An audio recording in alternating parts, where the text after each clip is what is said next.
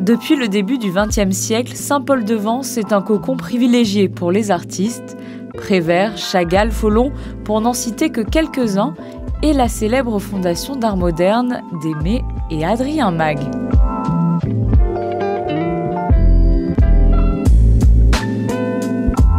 C'est justement à quelques pas de cette dernière que nous vous amenons pour ce tout nouveau numéro de Demeure d'exception. Bienvenue à la Fondation CAB et nous retrouvons tout de suite l'une des chevilles ouvrières de ce projet, Annabelle Audrin.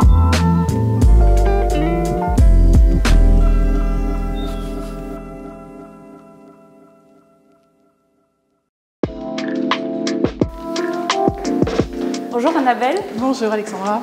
Merci de nous recevoir. Merci à vous. Une des premières pièces déjà. On va parler, pour commencer peut-être, de ce lieu. La Fondation a ouvert en 2021, à l'été 2021 si je ne me trompe pas. C'est ça. Mais le bâtiment date des années 50. Est-ce que vous pouvez nous en dire un petit peu plus sur ce lieu? Tout à fait. Alors ce lieu, au départ, a été conçu par un architecte qui s'appelait M. Bergaoui, pour son beau-frère, qui était Alexandre Lassalle, le premier galeriste à avoir fait son activité ici pendant plusieurs années. Donc c'était un marchand d'art qui présentait l'école de Nice. Et plus tard, c'est Guy Peters qui a pris le relais aussi en tant que galeriste. Et donc depuis juin 2021, c'est Hubert Bonnet, collectionneur d'art belge, qui a décidé d'ouvrir sa seconde fondation, puisque la première a ouvert à Bruxelles en 2012. L'architecte qui a rénové le lieu, sous Hubert Bonnet, on peut dire, c'est Charles Zana, c'est ça? Oui, tout à fait. On a travaillé avec Charles Zana pour toute la rénovation de la fondation, la conception des chambres, et on retrouve d'ailleurs la touche de Charles à travers l'utilisation du travertin notamment, et son goût très, très sûr pour lequel il est aussi reconnu. Donc vous l'avez dit, c'est un lieu qui a toujours abrité des artistes, on peut dire. Et ici, c'est la petite sœur de la fondation à Bruxelles. Est-ce que vous pouvez nous en dire plus sur cette fondation? Comment est-ce que Hubert Bonnet a eu l'idée de créer ce lieu? C'est vraiment sa collection privée dans ces deux institutions, c'est ça? En partie, c'est ça. Alors il a voulu partager sa passion à travers sa collection qu'il a conçue depuis une bonne vingtaine d'années, aidé et entouré d'amis galeristes, marchands, architectes, designers. Et il a voulu donc partager au public avec une programmation d'artistes conceptuels et minimalistes qui dialogue avec les œuvres de notre fonds permanent, qui est donc sa collection, et également d'accueillir des jeunes artistes en résidence pour les aider à se faire connaître, à être propulsés. Voilà. Là, on voit c'est une pièce qui est très colorée, qui personnellement me parle beaucoup. Voilà, est-ce qu'on peut parler un petit peu de ce qu'on peut trouver ici en ce moment? Oui, alors actuellement, donc là dans notre programmation consacrée au design, on a travaillé avec le couple originaire de Gand, Muller van Severen, donc un couple né à la fin des années 70, qui au départ sont respectivement elle photographe et lui sculpteur, donc qui viennent du monde de l'art, et qui ont eu un coup de foudre en 2011 et qui ont décidé de s'associer dans leur studio. Et leur travail vient vraiment dans l'héritage du mouvement de Stel, qui s'inspirait lui-même de Mondrian, d'où la présence de ces couleurs très ludiques, de ces lignes, ce minimalisme et de cette très belle réussite, puisqu'aujourd'hui ils sont considérés par le magazine notamment AD, qui les a classés parmi les 100 plus grands designers actuels. Je suis sûre que les téléspectateurs reconnaîtront certaines de ces pièces bien connues. Vous me montrez le chemin? On va visiter les autres pièces.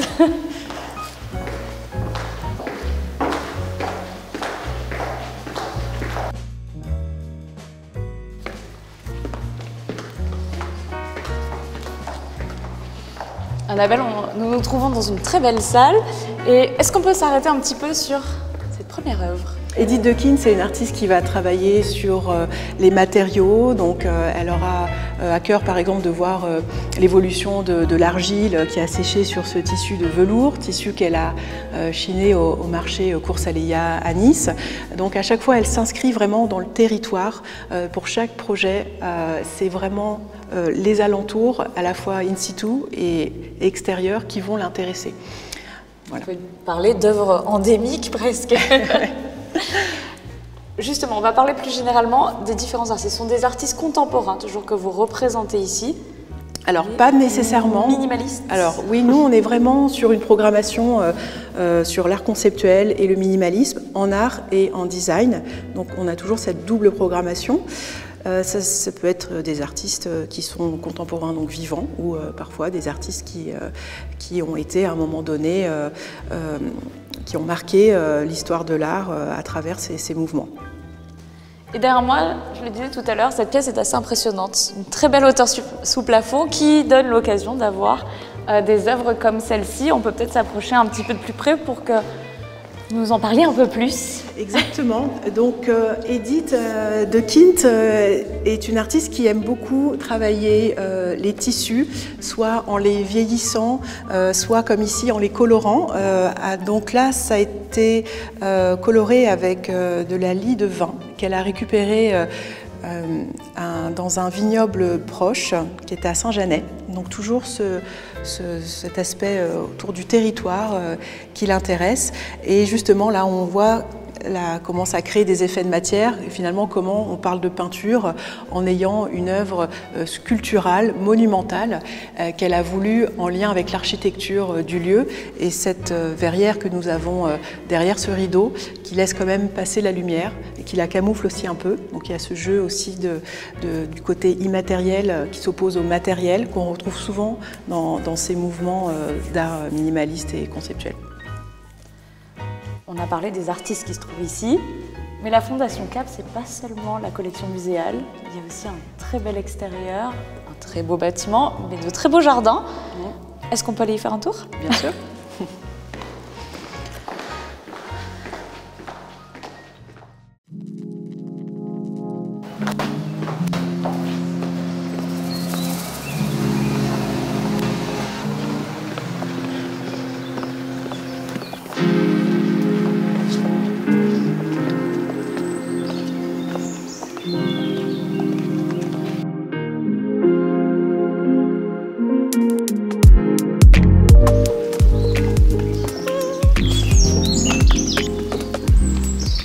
Nous nous trouvons à la fois dans une deuxième activité de la Fondation ici, mais aussi devant une belle œuvre d'art, puisque c'est une des chambres d'hôtes que vous avez, c'est ça? Réalisée par un célèbre Jean Prouvé. Voilà, exactement. Alors c'est notre chambre d'hôte unique et atypique, puisque c'est une originale maison Jean Prouvé qui date de 1944, qui se trouvait à Gérardmer dans les Vosges. Et au départ, ces habitations avaient été conçues dans l'urgence pour reloger les habitants d'Alsace-Lorraine après les destructions massives qu'ils avaient connues durant la Seconde Guerre mondiale. Et Jean Prouvé avait conçu ce type d'habitation rapide à monter et facilement transportable. Et c'est devenu culte dans l'histoire du design, puisque c'est l'exemple même de comment, avec une économie de moyens, on arrive à créer des formes qui durent dans le temps et qui deviennent intemporelles. Alors justement, est-ce qu'on peut aller voir à l'intérieur toute l'ingéniosité de ce lieu, de ce joli cabanon? C'est effectivement très fonctionnel, c'est spacieux, on ne dirait pas forcément de l'extérieur. Tout à fait. Alors, ce qui est notable, c'est notamment cette arche centrale qui est la première pièce posée pour monter la maison, et ensuite c'est tout un savant assemblage de panneaux de bois qui viennent s'incorporer. C'était des maisons qui étaient conçues pour être montées en une journée, vraiment pour répondre à cette urgence de relogement à la fin de la Seconde Guerre mondiale. Il faut savoir que Jean Prouvé, c'est vrai, avait de l'avance, puisque c'est l'État français qui a fait un appel d'offres à la fin de la guerre pour trouver des solutions d'aménagement, d'hébergement d'urgence. Et lui travaillait déjà depuis la fin des années 30 sur ce type d'habitation rapide à monter, peu coûteuse et très fonctionnelle. Alors nous, évidemment, on l'a transformée en chambre d'hôte. Il faut savoir qu'auparavant, c'était pas évidemment la configuration qu'on pouvait imaginer, mais c'est un bel hommage aussi de rendre à ce designer architecte qui a énormément œuvré pour le relogement de personnes suite à la guerre. Et c'est aussi maintenant un logement unique où la part belle est faite à d'autres designers. On a ici par exemple les tabourets de Charlotte Perriand. On a ces très jolis ensembles de Pierre Jeanneret, les fauteuils et la table basse qu'il avait conçus pour Chandigarh. Et on a cette belle lampe également de Georges Nakashima. Pour Jean Prouvé, nous avons cette table et cet ensemble de chaises. Donc ce sont des pièces tout à fait originales d'époque.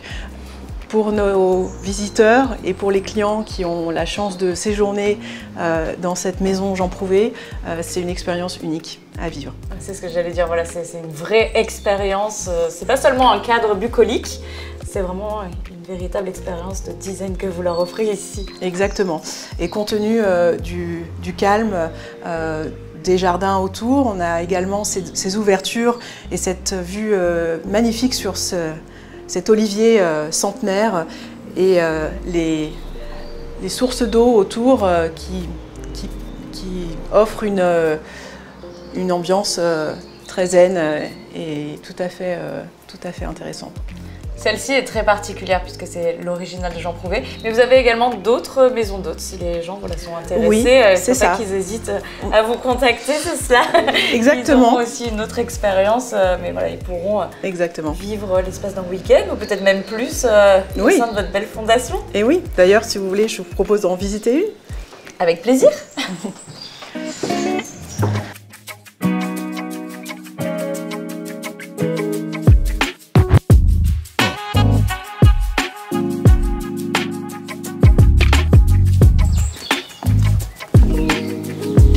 Le coin est très agréable également par ici. Hein. Nous voici dans la chambre The One. Elle est très agréable parce que nous avons une terrasse qui offre une vue jusqu'au Cap d'Antibes. Et également, dans nos chambres, nous avons les œuvres des jeunes artistes qui font des résidences ici. Donc, vous avez notamment une œuvre ici de Cyrielle Guletsky. Et ici, Caroline Corbasson, qui sont deux jeunes artistes déjà connus dans le monde artistique et qu'on a eu à cœur d'héberger en résidence 2 mois l'hiver il y a 2 ans et 3. Donc, toutes nos chambres sont meublées avec du mobilier vintage original. Vous avez notamment ici une très très belle table de Roger Capron, avec ses empreintes de feuilles si emblématiques de son œuvre.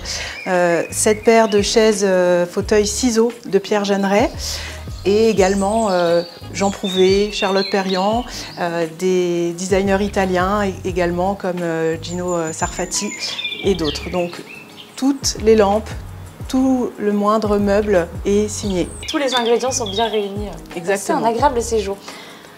On va terminer dans un lieu qui est aussi très bucolique et agréable, le chemin des sculptures, c'est ça? Oui, tout à fait. Le chemin, justement. Oui, bien sûr.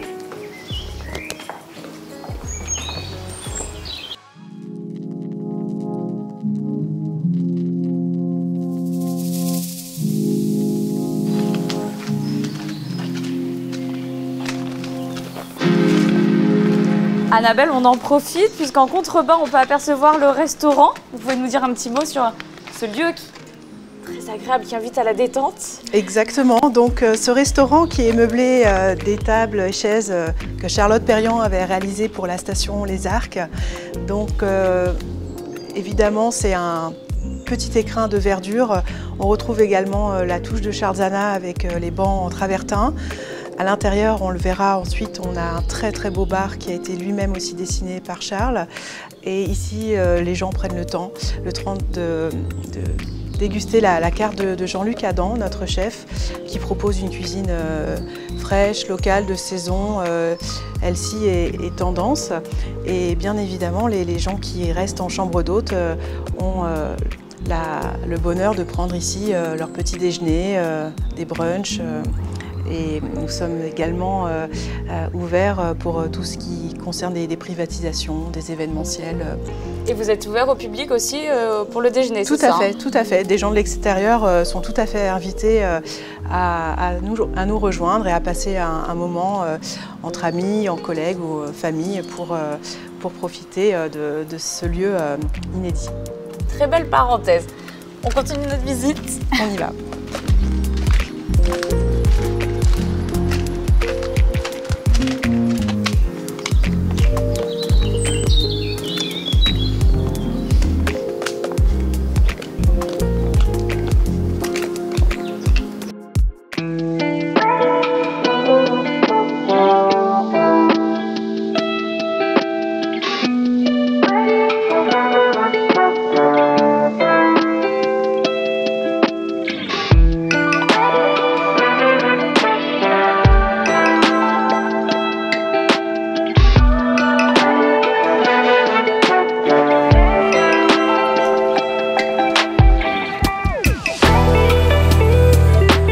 Annabelle, nous nous trouvons dans ce charmant chemin des sculptures, plein milieu de l'une des sculptures, que demander de plus?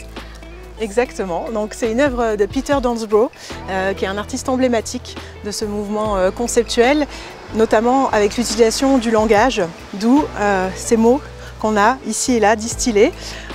Ça donne un côté assez poétique, assez narratif aussi. Finalement, le spectateur peut lui-même avoir l'esprit qui s'évade un peu dans cet extérieur. Et il faut savoir qu'au fil des saisons, notre vision des sculptures va évoluer, va changer. Et c'est toujours une promenade assez méditative et intéressante avec ces œuvres d'artistes qui nous donnent à penser différemment. Une belle évolution, comme vous l'avez dit, au fil des saisons. Donc, vous invitez bien sûr le public à venir tout au long de l'année, puisqu'on ne verra jamais la même chose. Exactement. Merci Annabelle pour la découverte de ce lieu magnifique. Merci Alexandra. Et si vous avez été séduit par la Fondation CAP, vous êtes bien sûr les bienvenus aussi bien à la journée que pour un court séjour d'un week-end ou d'une semaine dans la maison d'hôtes.